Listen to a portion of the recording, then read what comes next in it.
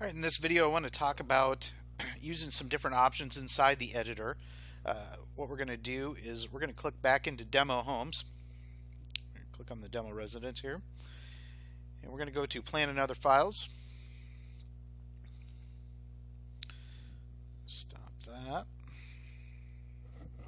We're going to go into Edit Plan again.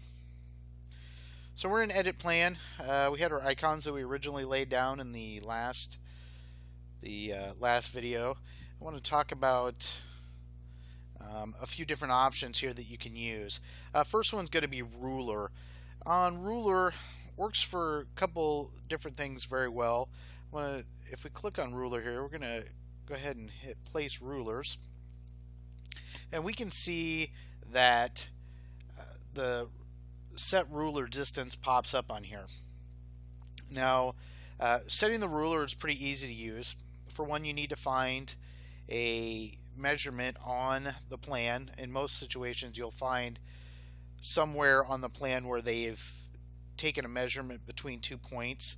Right here, we can see that we have 5.5 feet between here and here, is what they're showing between the line, these two sets of lines. So let's go ahead and take our ruler and set it. We're going to pull over the yellow line to its first point. And then we'll pull our red line over to the other point. Now that's going to be your, we got 8 foot 3 inches between there is what it's showing. So we're going to take that 8 foot 3 and we're going to put it in here. So on the select measurement, we'll set this for our width. And we're going to take 8 foot and we're going to put 3 inches over on this side. And we're just going to click Set. Now, once you've done that, you can see that a new box appears that shows your width and height. Now, once you've found the width, the height is going to be the same on the print too. So you can see once we start moving that around that number is changing on your width. So we've pulled that out. We can go all the way out to that point. We can see that from the red line to the yellow line that we're now at 20.29 feet. So it will give you the breakdown of how many feet that you have per distance between two objects. Also, you can see that you have a red and a yellow on the horizontal. So if we, on the vertical. So if we pull that yellow line now, we can see that the height changes as well. And we can see that by pulling that, it knew because of that distance that this is going to match the same on the print. So as we move that yellow line, you can see that the height will change as well. So what this basically does is allows you, as you're estimating, that if you need to find a spot between two devices for double check to see if you're meeting a code, let's say we have this outlet and this outlet. Let's pull between the two of those. Oops. Let's go from here to here.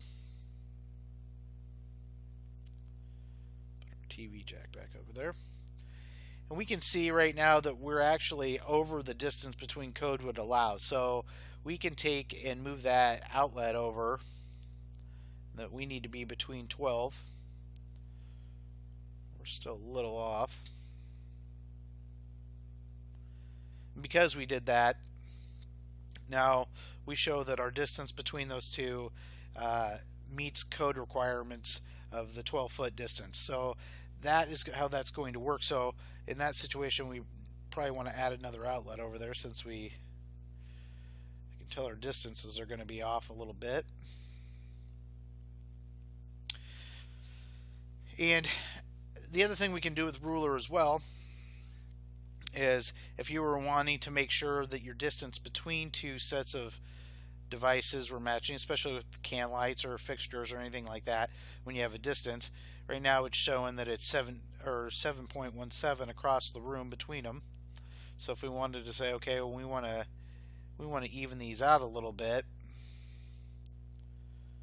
we can say, okay, well, we're setting that 717. Close, 720.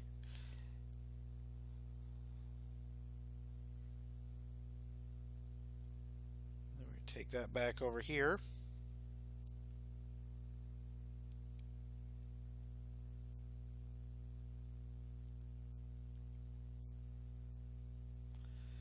Now it's going to be pretty tough looking at the image that from that far to get it to almost dead on, but you'll get it close. Looks like in that case we did.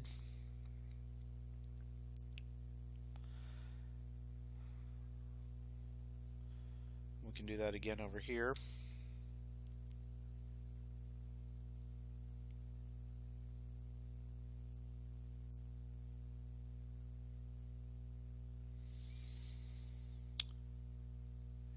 Set that there. Now the great thing what a ruler will allow you to do as well is you can see that we can use that ruler as a straight line as well. So once we've set the distances between those, we can literally just go and move them, use one of those lines to help us line items up.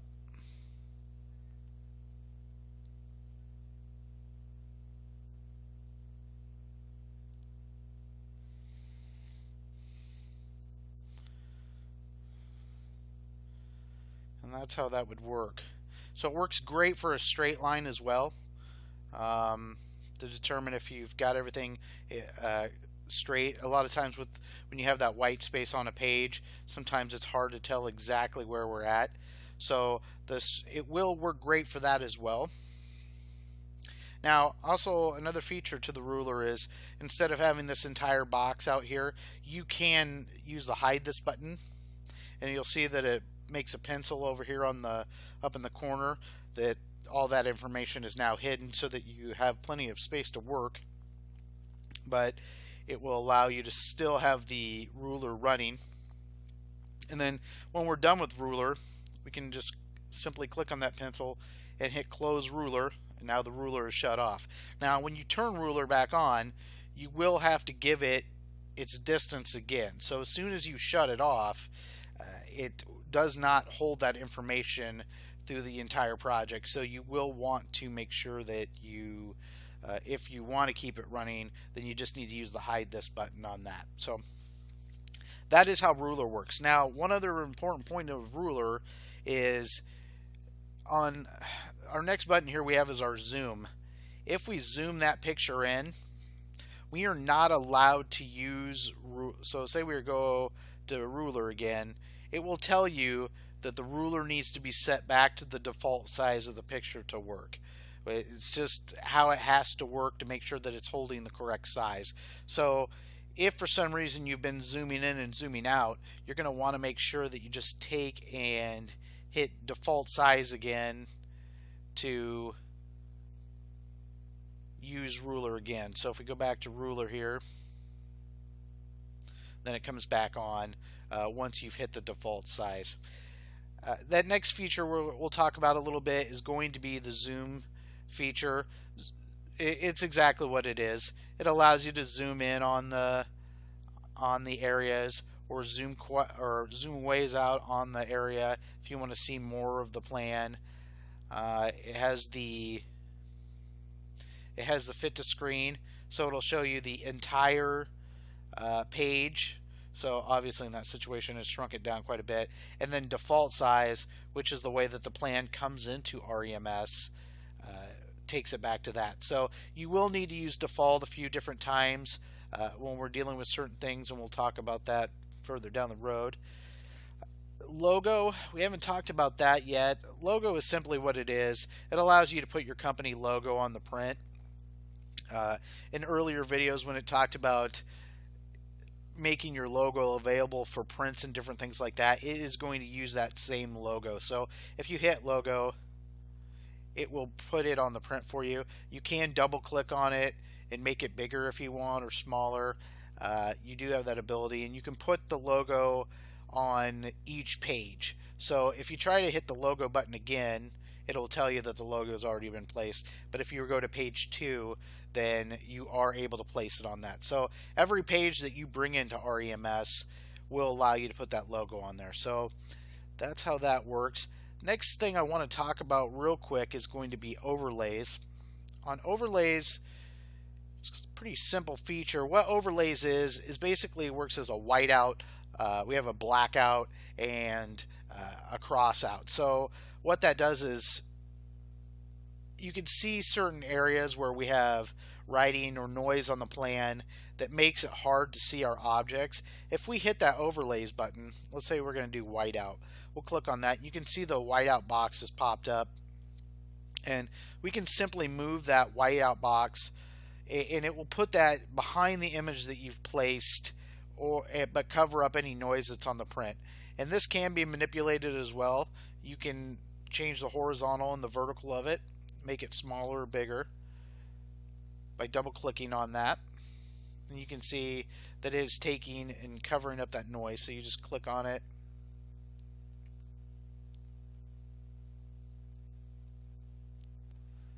and we can see that it has covered up all that background noise, so it'll look cleaner on the print when you do it. So that's how whiteout works. Blackout, same principle. It's just going to black out something if you don't want it to be shown on the print. It's going to do a black box. Say we have something that we don't want, or there's some writing or something that we're trying to cover up. You can use that blackout button as well. Same principle as whiteout. And then our last one is going to be our crossout. What crossout allows you to do is, for some reason, we'll use this more on takeoff prints and different things like that, where they may have shown devices laid on a plan, but they didn't necessarily have in the right spot, or it's a device that you're not including and you want to show them that you're not including it. You have the ability to cover those items up, just saying we're not going to do this particular item, whatever that may be. You can, same thing, you can double click on that make the image bigger. So if you want to make it much larger, you can to cross things out. So that is how overlays work. Next thing that we have is our notes. Now notes, is basically what it is. It's to leave notes for anything that you've got that you want your potential field managers or estimators or something to be able to share back and forth. So your field managers will have the same ability on the tablet to do this. They'll be able to show there were certain things that they want to bring to your attention before you're billing, or you're trying to bring to their attention on the job. And it's very simple to use. You would just type that in, that it'll just take your text and you hit submit, and it'll show you who the person was that left it, at what time and what date, so that they know when this was applied, so that they can have a pretty good idea. Same thing for field manager. When they leave those notes on the tablet, you'll be able to see this in web version as well. So that is how that works. It's a very simple item to use, just to leave notes for good communication. So those are the buttons that I wanted to cover in this video. We are going to have one more video that discusses bow lines, but since that's going to be a little bit more discussion, we'll do that in another video. Hope this was informative for you. As always, if you do have any questions, feel free to contact us at tawconcepts.com, and we'll try to help you out with anything that we can. Thank you.